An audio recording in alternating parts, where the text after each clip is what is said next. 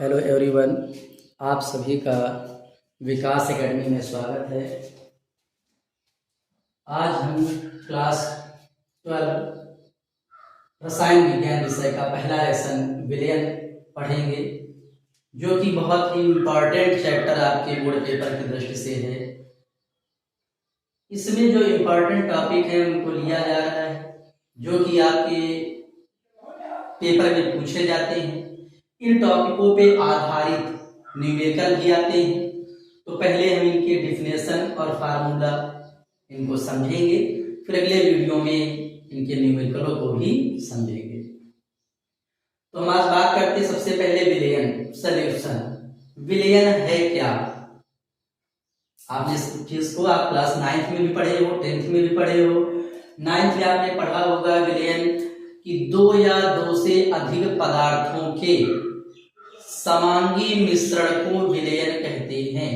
दो पदार्थों या दो से अधिक पदार्थों लेकिन मिलाए जाएं तो वो समांगी मिश्रण बनाएं, विलयन कहलाता है।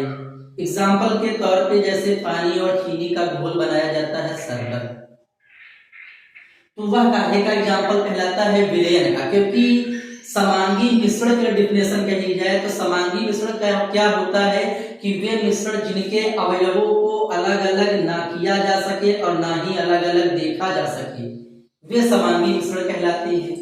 मिश्रण होता है, मिश्रण के दो प्रकार, समांगी और विसमांगी मिश्रण। समांगी मिश्रण मैंने बताया कि वे मिश्रण जिनके अवयवों को अलग अलग ना किया जा सके और ना ही देखा जा सके, वे समांगी मिश्रण कहलाते हैं। और विसमांगी मिश्रण इसका उल्टा होता है कि वे मिश्रण जिनके अवयवों को अलग अलग कर सके और देख सके, विसमांगी मिश्रण कहलाता है। अब आप पदार्थ मिलाते हो दो या दो से अधिक, जैसे मैंने बताया पानी में चीनी मिलाते हो। आजकल गर्मी का समय चल रहा, सभी लोग शरबत पीते हैं। पानी मिलाया, चीनी मिलाया, उसको घोला, घोलने के बाद जो शरबत तैयार होता है तो क्या उससे हम पानी और चीनी को अलग कर सकते हैं? नहीं अलग कर सकते, ना ही उसको अलग अलग देख सकते हैं। यानी इस प्रकार के मिश्रण जिनके अवयवों को अलग ना कर सके और अलग ना देख सके, वह समांगी मिश्रण कहलाता है। दूध में पानी मिलाना किसका एग्जाम्पल है? समांगी मिश्रण का एग्जाम्पल है ना। उसको भी अलग नहीं कर सकते मिलाने के बाद। अब हम बात करते हैं, यहाँ पे मैंने कहा क्या, विलयन। विलयन में हमने क्या कहा कि जब दो या दो से अधिक, दो पदार्थ हो या दो से अधिक पदार्थ हो, उनको आपस में मिलाया जाए और मिलाने पे जो समांगी मिश्रण बने वो विलयन कहलाता है। एग्जाम्पल आपका शरबत का दिया गया। शरबत का एग्जाम्पल में जैसे बताया हमने कि आप क्या मिलाते हो? पानी और चीनी, ये दो चीजें आप मिलाते हो। विलयन में दो चीजें होती, विलेय और विलायक। विलेय और विलायक। विलेय क्या है, विलायक क्या है, ये भी इंपॉर्टेंट है। विलेय और विलायक। विलेय क्या होता है? विलयन में जो कम मात्रा में होता है उसे विलेय कहते हैं, और जो अधिक मात्रा में होता है उसे विलायक कहते हैं। जैसे विलयन आपका शरबत है, इसमें पानी जो आपका होगा ये विलायक होगा क्योंकि ये अधिक मात्रा में होता है। और विलेय क्या होता है आपका? चीनी।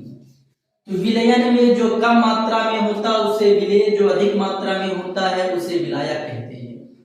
ठीक है, समझ में आया? एक बार लास्ट टाइम पूरा फिर से सुनते हैं और समझते हैं। विलयन में क्या बताया हमने कि जब दो या दो से अधिक पदार्थ मिलाया जाए, कोई दो पदार्थ लिए जाए, उनको आपस में मिलाया जाए, उससे जो समांगी मिश्रण बनता है विलयन कहलाता है। दो या दो से अधिक पदार्थों को मिलाने से प्राप्त समांगी मिश्रण विलयन कहलाता है। दो या दो से अधिक पदार्थों को मिलाने से प्राप्त समांगी मिश्रण विलयन कहलाता है। विलयन में जो कम मात्रा में होता है उसे विलेय और जो अधिक मात्रा में होता है उसे विलायक कहते हैं। अगले पॉइंट पे चलते हैं, नॉर्मलता। नॉर्मलता, मोलरता, फॉर्मलता, ये तीनों एक दूसरे से मिलते जुलते हैं। अगर आपको एक की डिफिनेशन आ गई तो शेष दो की डिफिनेशन भी तैयार हो जाएगी। सबसे पहले हम देखते हैं मोलरता को, तब देखते हैं इन दोनों को भी। मोलरता को देखेंगे और इस सूत्र के आधार पे ही देखेंगे। मोलरता का सूत्र क्या लिखा गया है कि विलेय पदार्थ के मोलों की संख्या बटे विलयन का आयतन लीटर में। इसी से डिफिनेशन बन जाएगी। ठीक है, क्या कहेंगे कि किसी विलयन का आयतन, या ऐसे कह लीजिए कि किसी विलयन के 1 लीटर आयतन में, यहां लीटर में दिया है ना, तो किसी विलयन के 1 लीटर आयतन में घुले विलेय पदार्थ के मोलों की संख्या को विलयन की मोलरता कहते हैं। एकदम आसान तरीके से बताया गया, आपके फार्मूले से ही क्या कहा गया, सब कुछ सामने लिखा बोर्ड पर, अगर आपको सूत्र याद हो गया तो मोलरता की परिभाषा याद हो जाएगी। क्या कहा गया कि किसी विलयन का आयतन या किसी विलयन के 1 लीटर आयतन, ज्यादा अच्छा रहेगा कि किसी विलयन के 1 लीटर आयतन में, लीटर में है तो लीटर में कहेंगे, अगर लीटर को आप हटाना चाहो तो मिलीलीटर में करना चाहो तो यहाँ आपको 1000 से गुणा करना पड़ेगा। लीटर को मिलीलीटर में चेंज करेंगे तो 1000 से गुणा करेंगे। ठीक है, लास्ट टाइम सुनिएगा डेफिनेशन को, बिल्कुल ध्यान से सुनिएगा, जरूर याद हो जाएगा। क्या कहा जा रहा है कि किसी विलयन के 1 लीटर आयतन में विलीन विलेय पदार्थ के मोलों की संख्या को विलयन की मोलरता कहते हैं। याद हुआ? एक बार रिपीट करें अपने मन में। क्या कहा गया कि किसी विलयन के 1 लीटर आयतन में विलीन विलेय पदार्थ के मोलों की संख्या को विलयन की मोलरता कहते हैं। चाहे विलीन कहें या घुले कहें, बात एक ही है।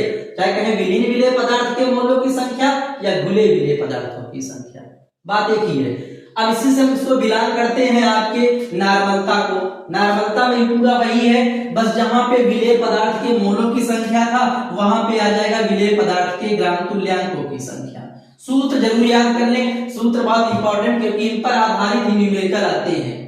क्या डेफिनेशन होगी नॉर्मलता की, देखते हैं क्या कहेंगे कि किसी विलयन के 1 लीटर आयतन में, जैसे उसमें स्टार्ट किया वैसे इसमें भी, किसी विलयन के 1 लीटर आयतन में विलीन विलेय पदार्थ के ग्राम तुल्यांकों की संख्या को विलयन की नॉर्मलता कहते हैं। वहां क्या था, मोलों की संख्या, यहां ग्राम तुल्यांकों की संख्या।